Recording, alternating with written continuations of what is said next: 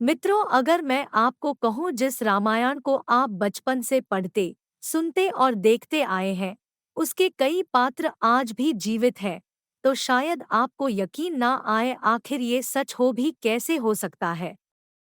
हजारों साल पहले त्रेता युग में जिन्होंने जन्म लिया वो कलयुग तक जीवित हो, ये असंभव जो लगता है, लेकिन मित्रों ये बिल्कुल सच है। रामायण काल के ये 7 लोग आज भी हैं, जिंदा।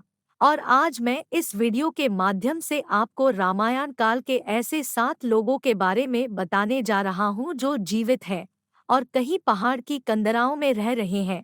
तो मित्रों नमस्कार और स्वागत है आप सभी का एक बार फिर मेरे यूट्यूब चैनल ज्ञान एक संसार पर। रामायण काल के जिन 7 लोगों के बारे में आपको बताने जा रहा हूँ उनमें सबसे पहले आते हैं महाशक्तिमान, महाज्ञानी और भगवान राम के सबसे बड़े भक्त हनुमान जी। हनुमान जी भगवान शिव के 11वें रुद्र अवतार महाबली हनुमान के बारे में कहा जाता है कि उन्हें अमरता का वरदान माता सीता ने दिया था। वाल्मीकि रामायण के अनुसार लंका में बहुत ढूंढने के बाद भी जब माता सीता का पता नहीं चला तो हनुमान जी उन्हें मृत समझ बैठे, लेकिन फिर उन्हें भगवान श्री राम का स्मरण हुआ और उन्होंने पूरी शक्ति से सीताजी की खोज प्रारंभ की। इसके बाद वो माता सीता से अशोक वाटिका में मिले। उस समय ही माता सीता ने हनुमान को अमरता का वरदान दिया था। यही कारण है कि रामायण काल में जन्मे भगवान हनुमान सैकड़ों साल बाद न सिर्फ महाभारत काल में जिंदा थे बल्कि आज भी जिंदा है और हिमालय के जंगलों में रहते हैं।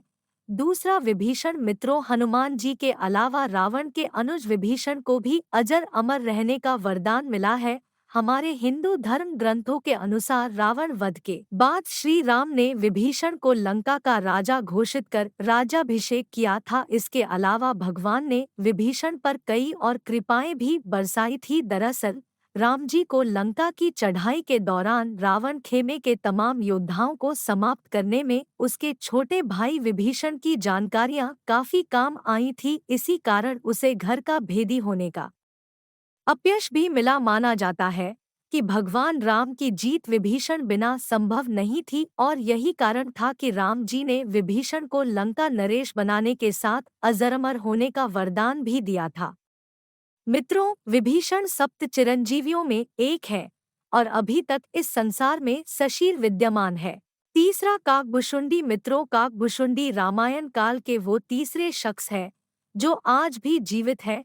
सबसे पहले तो बता दूं कि काकभुशुंडी अपने गुरु लोमश ऋषि के शाप के कारण काक में परिवर्ती हो गए थे। हालांकि जब बाद में लोमश ऋषि को पश्चाताप हुआ तो उन्होंने काकभुशुंडी को बुलाया और शाप से मुक्त होने के साथ ही राम मंत्र दिया। इसके अलावा उन्होंने काकभुशुंडी को इच्छा मृत्यु का वरदान भी दिया। कहा जाता है कि काक का शरीर पाने के बाद और राम मंत्र मिलने के कारण उन्हें अपने शरीर से प्रेम हो गया और उन्होंने कभी इसका त्याग नहीं किया और आज भी काकभुशुंडी कौए के रूप में ही रहते हैं।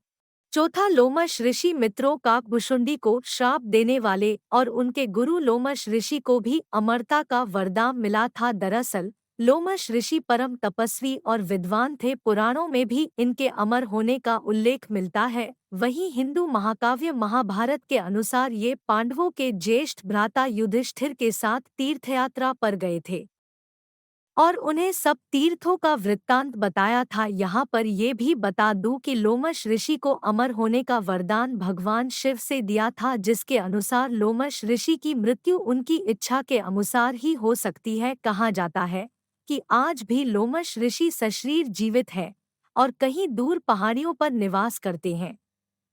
पांचवा जामवंत। मित्रों, विभीषण के अलावा अग्नि के पुत्र जामवंत को भी भगवान श्री राम ने सदा जीवित रहने का वरदान दिया था। माना जाता है कि देवासुर संग्राम में देवताओं की सहायता के लिए जामवंत का जन्म अग्नि के पुत्र के रूप में हुआ था। उनकी माता एक गंधर्व कन्या थी और सतयुग में जामवंत का जन्म हुआ था। जामवंत ने अपने सामने ही भगवान विष्णु का वामन अवतार देखा था। यही नहीं, वो राजा बलि के काल में भी थे। छठवां मुचुकुंद मित्रों, मांधाता के पुत्र मुचुकुंद त्रेतायुग में इक्ष्वाकु वंश के राजा थे और मुचुकुंद की पुत्री का नाम शशिभागा था। हिंदू धर्म ग्रंथों में मिलने वाली एक कथा के अनुसार एक बार देवताओं के बुलावे पर देवता और दानवों की लड़ाई में मुचुकुंद ने देवताओं का साथ दिया था, जिसके चलते देवता जीत गए थे। जीत से प्रसन्न देवराज इंद्र ने मुचुकुंद से वर मांगने को कहा, जिस पर उन्होंने वापस पृथ्वीलोक जाने की इच्छा व्यक्त की। कहते हैं कि तब इंद्र ने उन्हें बताया कि पृथ्वी पर और देवलोक में समय का बहुत अंतर है, जिस कारण अब वो समय नहीं रहा और सब बंधु मर चुके हैं। उनके वंश का कोई नहीं बचा। ये जानकर मुचुकुंद दुखी हुए और वर मांगा कि उन्हें सोना है। तब इंद्र ने वरदान दिया कि किसी निर्जन स्थान पर सो जाए और यदि कोई उन्हें उठाएगा तो मुचुकुंद की दृष्टि पड़ते ही वो भस्म हो जाएगा। और मित्रों, आज तक मुचुकुंद कहीं गहरी नींद में सोए हुए हैं। सातवीं परशुराम मित्रों, भगवान विष्णु के छठे आवेश अवतार परशुराम के बारे में भी यही कहा जाता है कि वो आज भी जीवित है। त्रेतायुग से द्वापर युग तक परशुराम के लाखों शिष्य थे। आपने भी रामायण के अलावा महाभारत काल में भगवान परशुराम के बारे में सुना होगा। कहा जाता है कि उनके कठिन तप से प्रसन्न होकर भगवान विष्णु ने उन्हें कल्प के अंत तक जीवित रहने का वरदान दिया था। ऐसी मान्यता भी है कि भगवान परशुराम भगवान विष्णु के अंतिम कल की अवतार के समय फिर से उपस्थित होंगे। तो मित्रों, ये थे रामायण काल के वो 7 लोग जो आज भी जीवित हैं। उम्मीद करता हूँ आपको ये वीडियो पसंद आई होगी। इसी के साथ अब मुझे दे इजाज़त, मैं फिर लौटूंगा ऐसी ही कुछ और धार्मिक जानकारियों के साथ। तब तक के लिए अपना और अपने चाहने वालों का ख्याल रखें। धन्यवाद।